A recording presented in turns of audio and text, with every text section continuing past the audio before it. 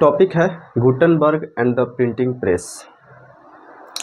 कल की क्लास में मैंने आपको बताया था कि गुटेनबर्ग जो कि जर्मनी के थे, उन्होंने मैकेनिकल प्रेस का आविष्कार कर दिया, जिससे प्रेस की जो एक गति थी, स्पीड जो था, थोड़ा बढ़ गया।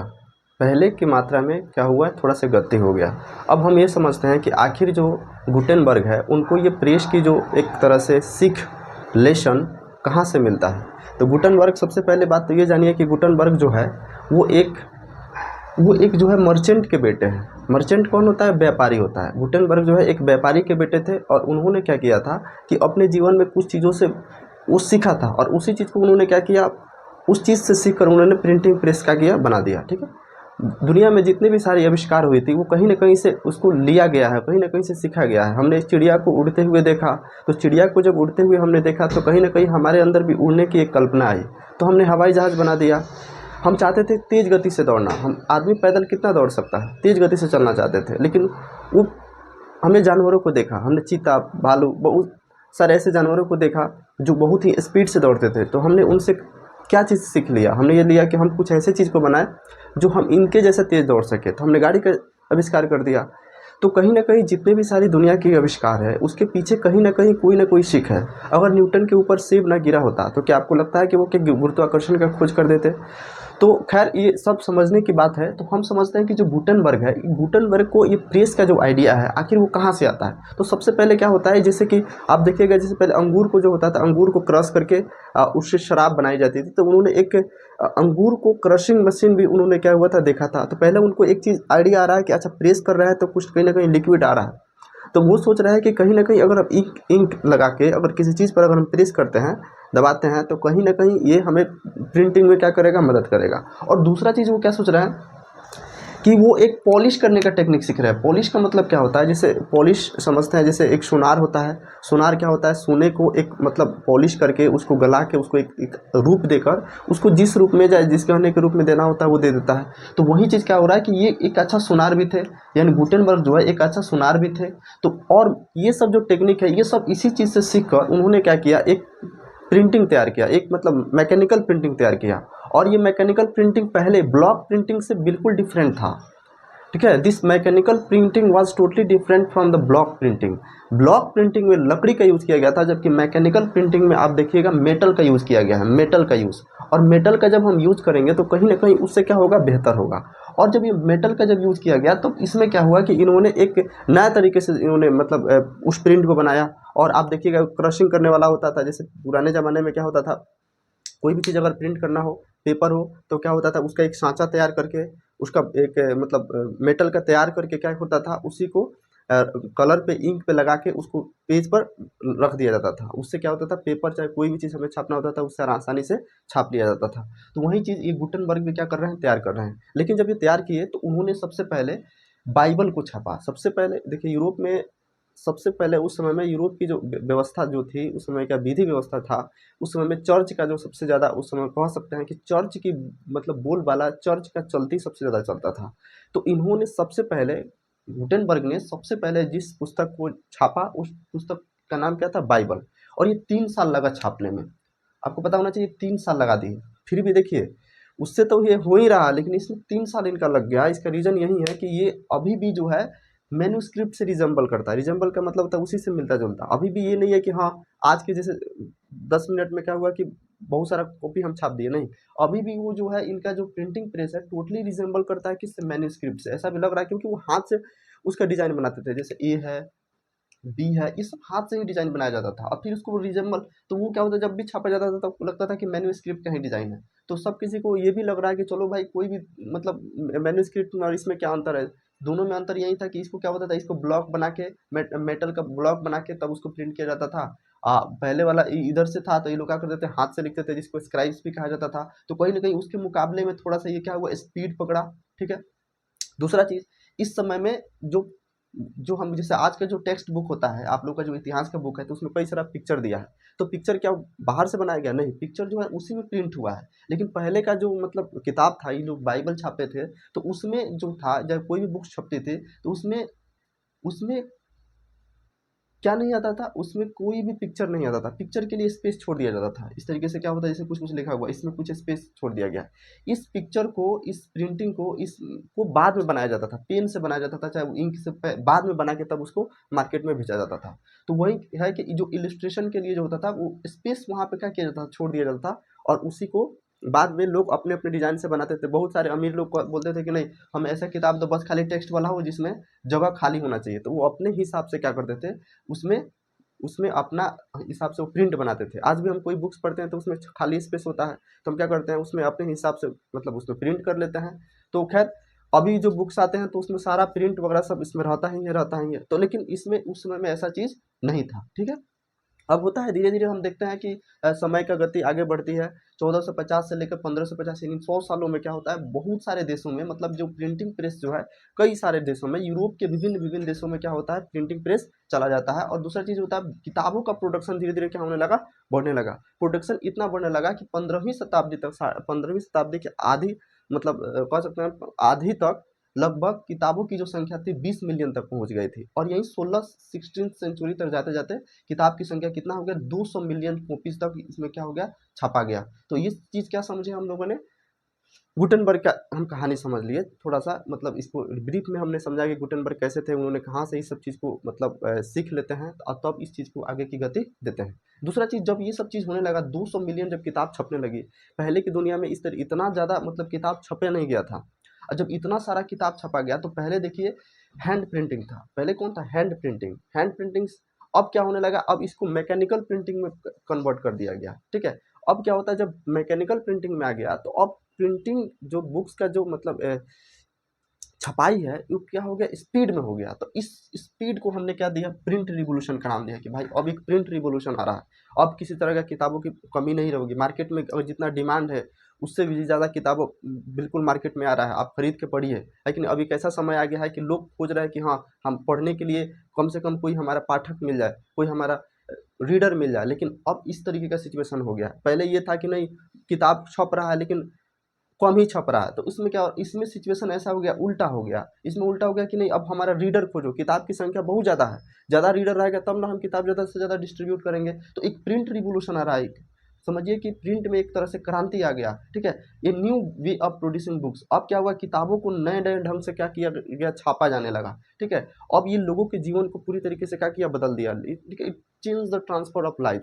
इसने पूरे इसने लोगों के जीवन को क्या किया, ट्रांसफर कर दिया, उनके जीवन में सोचने की और समझने की एक गतिशीलता, एक तरह से मतलब ये सब क्या किया, प्रदान किया। तीसरा चीज़ देखते हैं, इनके ज्ञान की वृद्धि हुई। पहले ज्ञान ज्ञान के स्तर पे देखा जाए तो इनका बस एक ही चीज़ था, वो पोप पर विश्वास करते थे। ये लोग ज़्यादातर कैथोलिक थे, जो पोप कहता था उन्हीं का ये लोग बात मानते थे। लेकिन अब ऐसा नहीं है, सब घर में किताब जा रहा है, किताब पढ़ रहे हैं, लोगों के विचार से अवगत हो रहे हैं, अपना भी विचार उसमें ऐड कर रहे हैं। तो कहीं ना कहीं इनका ज्ञान का स्तर क्या हो रहा है, धीरे धीरे बढ़ रहा है। अब जब इस तरीके से बढ़ने लगा तो एक नया रीडिंग पब्लिक, मतलब समझिए कि यूरोप में आने लगा एक नया रीडिंग पब्लिक, समझिए पहले से एक नया रीडिंग पब्लिक। क्यों, पब्लिक में इसका डिमांड बढ़ने लगा, ठीक है। दूसरा चीज़ है कि कॉस्ट भी कम होने लगी। पहले किताबें बड़ी महंगी मिलती थी क्योंकि मैन्युस्क्रिप्ट होता था, बड़ी मेहनत से किताब को तैयार किया जाता था। अब पहले के मुकाबले में किताबों को तैयार करने में ज़्यादा मेहनत नहीं लग रही है, किताब का दाम बिल्कुल सस्ता हो गया है। तो कोई भी व्यक्ति, साधारण सा व्यक्ति क्या कर सकता है, किताब को परचेज कर सकता है। तो इससे होता ये है कि अब पब्लिक की संख्या बढ़ने लगी है कि नहीं। और क्या हो रहा है कि इसमें अब लेबर भी कम लग रहा है, किताब को छापने में उतना मेहनत नहीं लग रहा है। पहले बहुत मेहनत लगता था, बहुत कंज्यूमिंग था, लेकिन छापना होता था, मतलब लिखना होता था, कई मतलब एक किताब को तैयार करने में कई सारे दिन लग जाते थे, स्क्राइब्स रखे जाते थे। लेकिन अब ऐसा सिचुएशन आ गया है कि अब उतना मेहनत भी नहीं रहा है, किताब को एक जगह से दूसरे जगह ले जाने में भी कोई दिक्कत नहीं है, सस्ता भी हो गया है। अब इस तरीके से हम क्या देखते हैं, एक नया कल्चर हम देखते हैं। एक नया कल्चर किस चीज़ का देखते हैं, एक पढ़ने वालों का एक नया कल्चर देखते हैं। पहले था हियरिंग कल्चर चलता था। हियरिंग कल्चर का मतलब क्या होता था, पहले लोग पढ़े लिखे नहीं होते थे। जैसे कोई व्यक्ति क्या हो, उसने क्या किया है, किताब को याद कर लिया, चाहे कोई चीज़ बैलाड्स है, चाहे गाँव का कोई लोक कथा हो सकता है, कोई गीत हो सकता है, वो चीज़ क्या होता है, लोगों को याद होता था। और ये याद कैसे होता था, उन्होंने अपने ही पिता से, चाहे अपने ही मतलब किसी से मुँह से सुनते-सुनते, और वो क्या होते थे, याद कर लेते थे। फिर वो याद करके जो याद किया हुआ ये बोल-बोल के अपने से लोगों को जो भी होते थे वो गाँव में सुनाते थे। तो होता ये था कि ये जैसे बोल रहा है, और वो लोग सुन रहा है। तो पहले हियरिंग कल्चर चलता था, कथा सुन, जैसे आप लोग दादा दादी से कहानी सुनते होंगे, तो दादा दादी का कहानी सुनाना क्या वो किसी किताब से पढ़ के आपको कहानी सुनाते हैं? तो भाई बिल्कुल नहीं, वो किताब से पढ़ के कहानी नहीं सुनाते हैं। उनका हियरिंग कल्चर चलता है कि हाँ बेटा मैं तुमको बहुत अच्छा कहानी सुना रहा हूँ, एक राजा था एक रानी थी, इस तरीके से जो कहानियाँ चलती है उस पिछले वाले ज़माने में चलता था, उस समय भी चलता था। लोग को एकत्रित किया जाता था कि हाँ सुनो हम आपको कहानी कथा, इस तरीके से रामलीला, इस तरीके से गाँव देहात में भी इसी तरीके का सिस्टम था। लेकिन अब होता क्या है, जब किताब जब आने लगा, अब पब्लिशर्स के दिमाग में आने लगा कि भाई मेरे पास किताब तो बहुत ज़्यादा आ रहा है, किताब की संख्या कम नहीं है, अब हमें क्या चाहिए कि ज़्यादा से ज़्यादा लोगों के पास किताब पहुँचे, ज़्यादा से ज़्यादा लोग किताब खरीदें। अब वो सोच रहा है कि कौन तरीका अपनाया जाए। तो उन्होंने सोचा कि काम करते हैं, सबसे पहले हम क्या करेंगे, लोगों को एकत्रित करेंगे, जो लोग पढ़ा लिखा है। जैसे कोई व्यक्ति गाँव में किताब पढ़ रहा है, कोई गाँव में कोई कहानी सुना रहा है, उसको किताब लेकर भेज दिया कि चलो जाओ तुम पब्लिक के बीच में इसी किताब को पढ़ो और सुनाओ, कहानी सुनाओ। अब वो कोई किताब लेकर गया, वो पढ़ के लोगों को सुना रहा है, तो लोग सुन रहा है कि अरे तरीके, ये तो किताब देख-देख के पढ़ रहा है, इसमें क्या लिखा है कि इसको पढ़ के सुना रहा है। तो लोगों के अंदर भी एक तरह से क्या हो रहा है, मतलब पढ़ने की इच्छा जागृत हो रही है कि भाई हमें भी पढ़ना चाहिए। अब उसके अंदर ये लग रहा है कि नहीं हमें पढ़ना चाहिए। अब इससे क्या हो रहा है कि उनके अंदर इस चीज़ की भावना आ रही है कि नहीं, आगे चल के हमें भी इस तरीके के सीखना चाहिए। अब क्या हो रहा है, वो भी किताब खरीद कर पढ़ने की क्या हो रहा है, इच्छा जागृत कर रहा है। तो इस तरीके से वो क्या करने लगे, पब्लिशर जो थे, ये पब्लिशर जो ये तरीका अपनाने लगे कि हमें कैसे लोगों तक ज़्यादा से ज़्यादा किताब हमें पहुँचाना है। अब पहले हियरिंग पब्लिक था, हियरिंग कल्चर चल रहा था, अब हियरिंग कल्चर से क्या हो गया, रीडिंग कल्चर में शिफ्ट हो गया कि नहीं, अब पब्लिक जो है वो सिर्फ सुन नहीं रहा है। कोई दादा है, चाहे किसी घर में कोई व्यक्ति है, वो बोल रहा है किताब खरीद के ला के दे दिया है कि बेटा किताब पढ़ो, वो किताब पढ़ रहा है कि हाँ इसमें ऐसे-ऐसे लिखा है, लोग सुन रहा है, अरे वाह! कितना अच्छा है। तो कभी-कभी इस तरीके की सिचुएशन वहाँ पे उस समय में इस तरीके का सिचुएशन धीरे-धीरे डेवलप होने लगा और एक पढ़ाई को लेकर लोगों में एक नया से नया मतलब समझिए क्रेज़ आने लगा है और लोगों के अंदर एक तरह से समझिए कि एक मिरेकल की भावना, एक चमत्कार की भावना पूरी तरीके से क्या किया था, इसने डाल दिया था। और दूसरा चीज़ क्या है, एक तो इतना सारा चीज़ तो चल ही रहा है, एक इसमें एक सबसे बड़ी समस्या क्या थी, समस्या ये है इस समय में कि उस समय में हम किताब तो ज़्यादा छाप रहे हैं। उस समय में यूरोप की जो साक्षरता दर देखिएगा, यानी पढ़े-लिखे की संख्या, लिटरेसी रेट जो है बहुत ज़्यादा कम था, बहुत कम था। किताब छप रहा है लेकिन लिटरेसी रेट सबसे ज़्यादा कम है। तो यही सबसे बड़ा समस्या था पब्लिशर के सामने कि हम किताब तो छाप रहे हैं, लेकिन ज़्यादा से ज़्यादा लोगों तक पहुँचाया कैसे जाए? कैसे लोग पढ़ें? जब लिटरेसी रेट ज़्यादा होगा तब ना ज़्यादा किताब ज़्यादा से ज़्यादा बिकेगा। तो उन्होंने क्या किया, वो प्रिंटर जो जितने थे, किताब जो छापने वाले थे, उन्होंने ब्लैट्स को छापना शुरू कर दिया। देखिए सबसे पहले तो बाइबल छापा ही गया था, उसके बाद कहानी, ऑटोबायोग्राफी, कविता, ब्लैट्स छापे जाने लगे। ब्लैट्स का मतलब क्या होता है, जैसे कि कोई गाँव का जो लोक स्तर पे जो गीत होता था, कविता होती थी, उसको छाप-छाप के गाँवों तक पहुँचाया जाने लगा। जिसमें गाँव में मतलब 100 लोगों में 1-2 लोग पढ़े लिखे होते थे, वो लोग पढ़ रहा है, बाकी लोग सुन रहा है। तो उसके अंदर क्या हो रहा है, एक तरह से उनके अंदर भी एक मोटिवेशन आ रहा है और इस चीज़ का चर्चा जो है कहाँ पे हो रहा है, जैसे कहीं-कहीं जैसे जहाँ पे बहुत सारे लोग एकत्रित होते हैं, जैसे शराब खाना हो जाएगा, कहीं-कहीं जो उस समय में ज़्यादातर लोग जुआ खेलने के लिए जैसे एकत्रित होते थे, वहाँ भी किताबों को प्रचार-प्रसार किया जाता था। लोगों के माध्यम से पब्लिशर सब किताब का प्रचार इसी माध्यम से कराते थे। देखो कहाँ पब्लिक एकत्रित हो रहा है, जैसे कहीं पे उन लोगों का जैसे कोई दुकान है, कोई शराब का दुकान है, चाहे कोई शराब खाना है, चाहे कोई जुआ खेल रहा है, कहीं न कहीं जैसे जहाँ लोग एकत्रित होते हैं, उसी में किताब को लेकर भेज दिया जाता था और वहाँ पे लोग पढ़ते थे, बाकी लोग सुन के क्या होते थे, वो भी चाहते थे कि हमें भी किताब क्या करना चाहिए, पढ़ना चाहिए। तो इस तरीके से क्या किया जा रहा है, लोगों के अंदर एक तरह से मोटिवेशन डाला डाला जा रहा है कि किताब को लेकर लोगों के अंदर क्या हो जाए, एक हो जाए। ये चीज़ हुआ भी। लोग धीरे-धीरे क्या होने लगा, जब किताब छपने लगी, तो लोगों के अंदर एक तरह से मोटिवेशन भी आने लगा। इंडिया में सबसे पहले जो था एक किताब आई थी, चंद्रकांता। देवकीनंद खत्री का एक किताब था चंद्रकांता। ये एक सीरीज में नहीं, कई सारे सीरीज में चंद्रकांता, इस पे सीरियल भी बना है। कहा जाता है कि जब ये किताब आई थी तो लोगों के अंदर इतना ना ज़्यादा मतलब मोटिवेशन, इतना ना ज़्यादा इस किताब को लेकर क्रेज़ था कि लोग हिंदी पढ़ना शुरू कर दिए थे। उस समय बहुत सारा लोग हिंदी नहीं पढ़ा था, बल्कि इस किताब के लुत्फ़ उठाने के लिए कई लोगों ने हिंदी सीखा था, ताकि हम इस चंद्रकांता किताब को क्या कर सकें, पढ़ सकें। तो वही सेम सिस्टम भी यहाँ भी हमें देखने को मिलता है। अब बताइए, यूरोप में जब एक प्रिंटिंग को लेकर, एक बुक को लेकर एक नया क्रेज़ है, क्या सभी लोगों ने इसका स्वागत दिल खोल कर किया? नहीं। कुछ लोग ऐसे भी थे जिनके अंदर हृदय में, जिनके दिल में एक तरह से डर था कि कहीं न कहीं प्रिंटिंग हमारे कल्चर को या हमारी व्यवस्था को कहीं न कहीं इसमें दिक्कत ना पैदा करे। और इसमें डरने वाले सबसे बड़े लोग कौन थे? इसमें डरने वाले लोग थे पोप। कौन थे? पोप। डरने वाले था मोनार्की, राजा, जितने भी राजा लोग थे, पोप लोग थे, रिलीजियस अथॉरिटी था उस समय के जितने भी धार्मिक लोग थे, ये लोग एक तरह से इनके अंदर डर की भावना आ गई थी किस चीज़ को लेकर? प्रिंटिंग को लेकर इनके अंदर एक बहुत बड़ी डर की भावना उभर चुकी थी। इसका रीज़न क्या है? ये लोग डरते थे कि पहले ये था कि बाइबल जो था सभी किसी के पास नहीं था। बाइबल बस एक बाइबल होता था जो कि वो कहाँ होता था? चर्च में होता था, और उसी चर्च में बाइबल को क्या होते थे? पोप उसको याद करते थे, और उस याद करके बाहर आके लोगों को बताते थे कि देखो ईश्वर ने इतने अध्याय के इतने श्लोक में ये चीज़ कहते हैं, और लोग कहते थे कि लोग को मानना ही पड़ता था कि हाँ सही बात है कि जो चीज़ कह रहा है ये तो बिल्कुल सही है। और पोप खुद को ईश्वर के करीब मानते थे, बोलते थे कि हम ईश्वर के सबसे क्लोज हैं। तो ये होता था कि उस समय लोगों के पास बाइबल नहीं था, तो उनको तो विश्वास करना ही पड़ेगा, और जो पोप जो बोलते थे उनको बंद आंखों से विश्वास करना पड़ता था। इसलिए उस समय में एक तरह से कहिएगा यूरोप में अंधकार का, डार्क एज का भी एक युग चल रहा था, क्योंकि उस सभी पर धर्म का नियंत्रण था, रिलीजियस मतलब कंट्रोल था। लेकिन जैसे ही बाइबल छप गया, तो बाइबल छप गया तब घर घर बाइबल जाने लगा, सब कोई बाइबल को पढ़ने लगा, इंटरप्रेट करने लगा कि अब कोई पोप आके बोल रहा है कि इतना श्लोक का इतना में लिखा हुआ है, वो पहले से पढ़ के बैठा हुआ है, आप बोल रहे हैं नहीं ऐसा तो हो ही नहीं सकता, उसमें किसी व्यक्ति को बरगला भी नहीं सकता है। तो ये इन लोगों को डर होने लगा कि भाई हमारा जो धर्म का एक जो ठेका है कहीं ना कहीं बंद ना हो जाए। मोनार्की लोग क्यों डरे हुए थे? राजा महाराजा इन लोग क्यों डर रहे थे?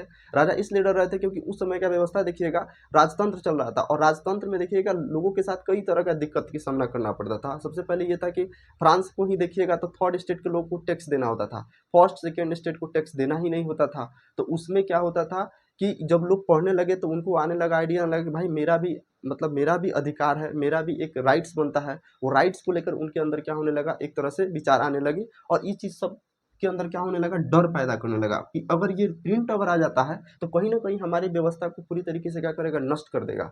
और ये लोग सोच रहे हैं कि नहीं भाई इसको खत्म करना जरूरी है, ये प्रिंट सही नहीं है, और ये सोच रहा है कि अगर प्रिंट आ गया है तो कोई भी ऐरा गैरा आदमी उसको पढ़ने लग रहा है।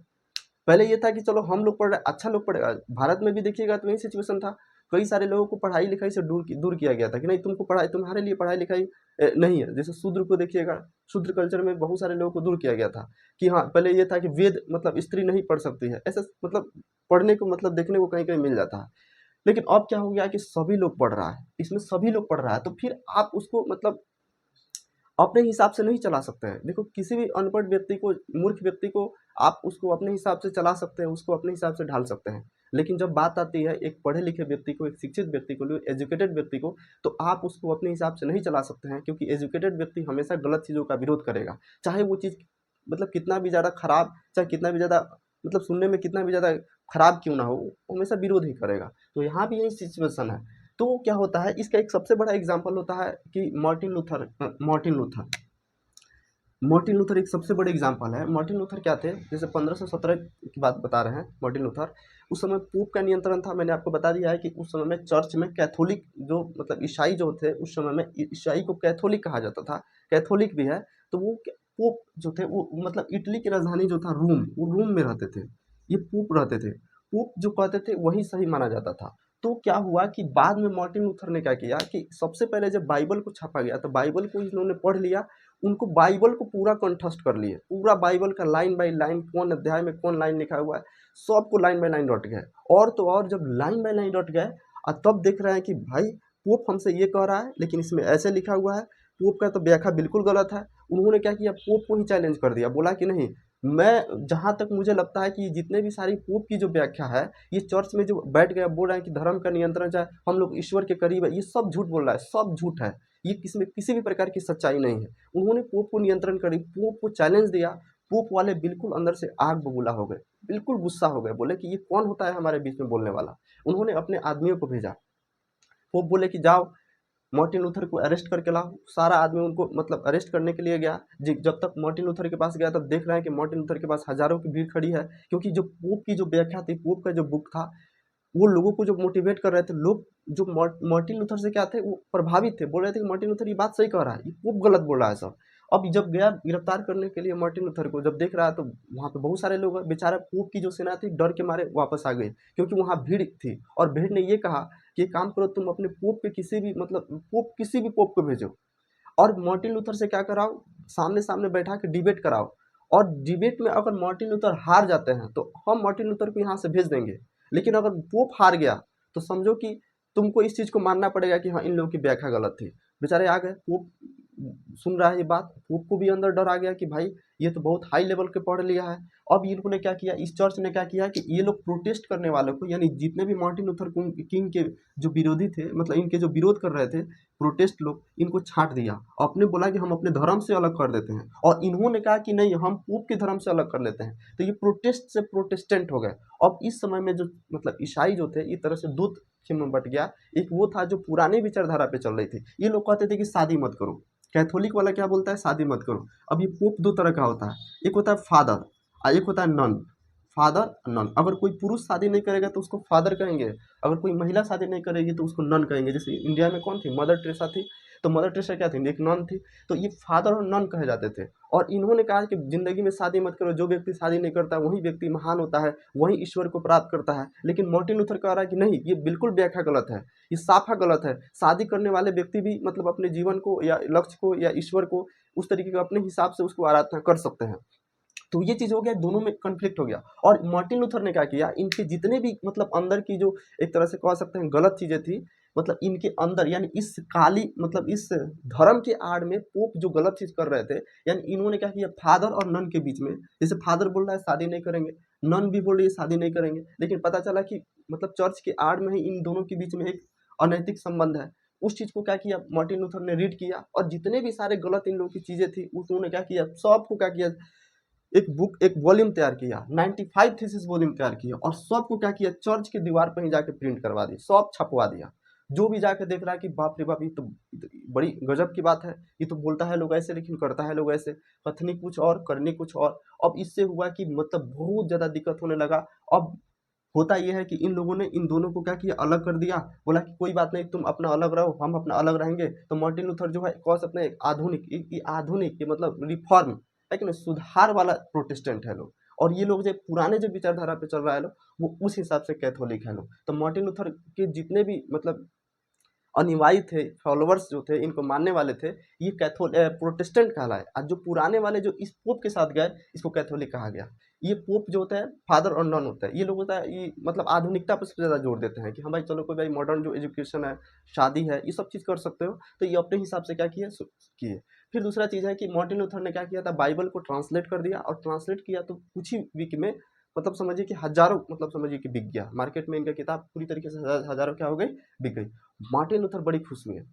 मार्टिन लूथर ये सोच रहा है कि अगर अगर ये सब चीज़ नहीं होता, अगर ये प्रिंटिंग नहीं होता, तो क्या लोग मेरे साथ इतना आते हैं, क्या इतनी संख्या में लोग मेरे साथ साथ आते हैं। आज ये पूरा लोग मेरा जो तारीफ कर रहा है, चाहे मेरे साथ है, अच्छा मैंने पोप को चैलेंज दिया, अगर ये प्रिंटिंग नहीं रहता तो साफा नहीं होता। क्यों, क्योंकि अगर प्रिंट था तभी मैंने इनके करतूतों को मैंने छपवाया, और सभी दुनिया को क्या किया, उजागर किया, अपने विचारों को लिखा और लोगों के पास गया। अगर ये सब चीज़ नहीं होता तो मेरे लिए संभव नहीं था। ये इसने कहा कि भाई प्रिंटिंग एक साधारण चीज़ नहीं है, प्रिंटिंग असाधारण चीज़ है। इसी ने कहा printing is the ultimate gift of God. Who said printing is the ultimate gift of God? तो इसने किसने कहा, मार्टिन लूथर ने कहा कि ये जो प्रिंटिंग जो है ईश्वर का दिया गया सबसे महान उपहार है। बिल्कुल खुश होकर कह रहा है। अब आपको समझ में आ गया कि क्यों कहा। क्वेश्चन अगर पूछेगा कि ऐसा क्यों कहा, कि why Martin Luther King said printing is the ultimate gift of God, क्यों कहा, तो इसके पीछे रीजन मैंने बता दिया कि हाँ, कि इन्होंने मतलब ये इस तरीके से सोचा कि अगर ये प्रिंटिंग नहीं होता तो आज जो इतना भी सारा व्यवस्था के खिलाफ मैंने आवाज़ उठाया है, तो कभी भी प्रिंटिंग के बिना ये कभी भी हो ही नहीं सकता है। हालांकि आप रूस में देखिएगा, रूस का जो क्रांति है, रशियन रिवोल्यूशन, वो किताब का ही क्रांति है। कार्ल मार्क्स ने किताब लिखा दास कैपिटल, वही दास कैपिटल लोग पढ़े, और लोग पढ़े तो उनको अपने अधिकार के पता चला, अधिकार के बारे में पता चला, और उसी अधिकार को लेकर उन्होंने क्या किया, पूरा क्रांति कर दिया। तो किताब किताब साधारण चीज़ नहीं है, किताब असाधारण चीज़ है। तो आप समझ सकते हैं कि इसका चीज़ का क्या भूमिका है। तीसरा चीज़ क्या है कि प्रिंट एंड डिसेंट, जो प्रिंट है जरूरी नहीं कि सबकी सहमति होगी। प्रिंट जो है और उसमें डिसेंट का मतलब सबकी सहमति नहीं है प्रिंट को लेकर। मैंने आपको बता दिया है कि हाँ, रिलीजियस अथॉरिटी और मोनार्क जो है प्रिंट को लेकर बिल्कुल तरीके से सहमत नहीं थे। दूसरा चीज़ है कि जो भी कोई व्यक्ति किताब पढ़ रहा है तो उसका एक इंडिविजुअल इंटरप्रिटेशन कर रहा है। जैसे मैं ही अगर मैं गीता पढ़ूँ, तो गीता में पढ़ूंगा तो मैं बोलूँगा कृष्ण भगवान जो ऐसे कहते हैं तो इसका इंटरप्रिटेशन ऐसे कर लूँगा। कोई दूसरा व्यक्ति गीता पढ़ेगा तो उसका व्याख्या ऐसे करेगा। बहुत सारे लोग गीता पढ़ते हैं तो उसका व्याख्या अलग अलग करते हैं कि नहीं भगवान ऐसे कह रहे हैं, वो बोले नहीं भगवान ऐसे कह रहा है। तो इंटरप्रिटेशन इंडिविजुअल इंटरप्रिटेशन होता है कि हम कोई किताब पढ़ते हैं तो जरूरी नहीं है कि जो लेखक जैसा लिखा है हम उसको वैसा ही सोचें। हो सकता है कि उसके कई सारे विचारों को हम उसको मान लें और कुछ अपना भी विचार उसमें ऐड कर देंगे, नहीं इस विचार पे हमको नहीं लग रहा, तो सब कोई उसका मतलब अलग-अलग निकाल रहा है कि नहीं ऐसा हो सकता है, ऐसा होता है। कुछ दिन पहले एक विरोध हो रहा था, ढोल शूद्र गँवार पशुनारी ये सब है ताड़न के अधिकारी। तो बहुत लोग कह रहे हैं कि ये मतलब इसका व्याख्या सब कोई अलग-अलग किया। कोई कह रहा है कि नहीं ये जो है मतलब जो लिखे हैं इनका मतलब ये है कि कोई भी जो औरत है और ये है मतलब ताड़न के अधिकारी, इनको पढ़ाना चाहिए। कोई कह रहा नहीं यहाँ पे इसका मतलब है पीटना चाहिए। तो सबका एक इंडिविजुअल इंटरप्रिटेशन इसमें देखने को मिलता है।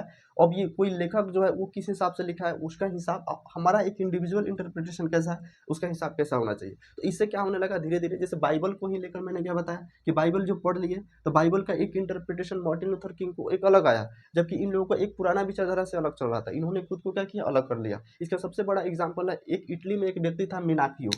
मिनाकियो एक व्यक्ति था, मिनाकियो एक मिलर मतलब मिलर था ये। मिनाकियो कौन था, मिलर। मिनाकियो मिलर एक आटा चक्की का मालिक था।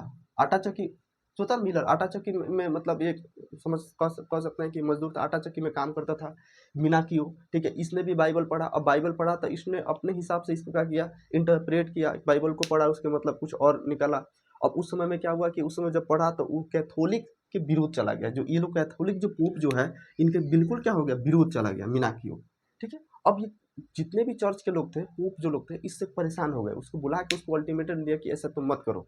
लेकिन 2 बार बुलाया गया उसको। अब उसके बाद फाइनली इससे नाराज होकर पोप ने इनको क्या किया, इसको फांसी पर लटका दिया। मतलब इसको मतलब जेल में डाल के इनको मृत्युदंड की सजा दे दी गई मिनाकियो को। क्यों, बस इसलिए क्योंकि इसने बाइबल का जो इंटरप्रिटेशन था अपना मन से किया। अब ये लोग सोचने लगे नहीं ये सब गलत हो रहा है, जितना भी लोग किताब पढ़ रहा है, जितना भी लोग बाइबल पढ़ रहा है, ये सब गलत है। ऐसा सिचुएशन होना ही नहीं चाहिए। सब कोई अपना अपना हिसाब से सोचेगा तो कहीं ना कहीं दिक्कत ही होगा। अब ये लोग सोच रहे हैं कि नहीं ऐसा नहीं होना चाहिए, इसलिए इन्होंने इंक्विजिशन अभियान चलाया। इंक्विजिशन अभियान वो था कि जो भी कोई व्यक्ति हमारे विरुद्ध जाएगा उसके खिलाफ हम इंक्विजिशन अभियान चलाएंगे। जैसे अगर कोई बाइबल का गलत इंटरप्रेट कर देगा, चाहे इस तरीके से करेगा, तो उसको हम इंक्विजिशन अभियान चलाएंगे। अगर कोई भी हेरेटिकल आइडियाज अगर शेयर करता है, बाइबल से अगर रिलेटेड कोई भी गलत अगर आइडिया शेयर करेगा, तो उसको उठा के हम क्या करेंगे, जेल में डालेंगे, उसको सजा देंगे और उसको क्या करेंगे कि उसको फांसी जो भी होगा हम उसको कर सकते हैं। तो इंक्विजिशन और तो और इन्होंने लिस्ट बनाई कि कौन कौन जो किताब है विवादित किताब है। उस समय में बहुत सारी किताबें जो लिखी जाने लगी, सबका लिस्ट बनाया और उन्होंने सब पे क्या किया जाने लगा, प्रोहिबिशन। मतलब क्या, उन्होंने सब पे रोक लगाना शुरू कर दिया। 1558 से उन्होंने सोचा कि नहीं अब इस पर हमें क्या लगाना है, रोक लगाना है। नहीं तो अगर इस तरीके को रोक नहीं लगाया जाएगा तो ये बहुत बेलगाम घोड़ा हो जाएगा। तो ये सब चीज़ें हमने इस यहाँ तक हमने सीखा। और एक और व्यक्ति है, देखिए एक व्यक्ति है इरेस्मस। ये आपका बॉक्स है, ये एग्जाम से पॉइंट ऑफ व्यू से नहीं आता, लेकिन एक इरेस्मस जो व्यक्ति है वो भी समझिए कि एक प्रिंटिंग से डर रहा था। हालांकि ये कैथोलिक के विचारों से क्या था, मतलब खपा था, बोलता था कि कोई कैथोलिक गलत बात है, लेकिन ये कहता था कि दुनिया के ये किताब ये मक्खी किताब एक मक्खी की तरह है, दुनिया के हर एक कोने में किताब जा रही है। और जिस प्रकार मक्खी का काम होता है गंदगी फैलाना, ये किताब भी एक तरह से लोगों में क्या कर रहा है, गंदगी फैला रहा है। कुछ ही जगह पे किताब जो है कुछ कुछ लोगों के पास जो जा रहा है तो उसका एक सही यूज हो रहा है। खुद ये अपना आप में भी इंक्लूडिंग करके बोल रहा है कि नहीं किताब ये जो आया है तब से लेकर मुझे लग रहा है कि एक अच्छा जो साहित्य है, एक गुड जो लिटरेचर है उसका क्या हो रहा है, अस्तित्व ही नष्ट हो गया। क्योंकि कोई भी व्यक्ति, साधारण व्यक्ति, असाधारण व्यक्ति, कोई भी व्यक्ति उसको क्या कर रहा है, उसको यूज कर रहा है, उसको मिस यूज कर रहा है, तो उसको लेकर क्या हो रहा है, डिसेंट है। तो सब लोग प्रिंटिंग के आ जाने से सभी लोग खुश नहीं थे। लेकिन फिर भी देखा जाए एक लार्ज स्केल पर जो व्यक्ति पढ़ा लिखा नहीं था, इसका सबसे ज़्यादा पॉजिटिव ही इम्पैक्ट देखने को मिलता है। डर उन्हीं लोगों को था, जैसे कि अगर देखा जाए रिलीजियस अथॉरिटी को और मोनार्की वाले सिस्टम को, और कुछ कुछ लोगों को था कि इसको लेकर उन लोगों को डर था। लेकिन बाकी लोगों को अगर देखा जाए तो ये जो प्रिंटिंग है एक तरह से वरदान साबित हुआ। और ये आगे जाकर हम देखते हैं कि इस तरीके की सिचुएशन का घटना आगे होती है। ठीक है, फिर नेक्स्ट वीडियो में इसके आगे का टॉपिक हम डिस्कस करेंगे। Thank you.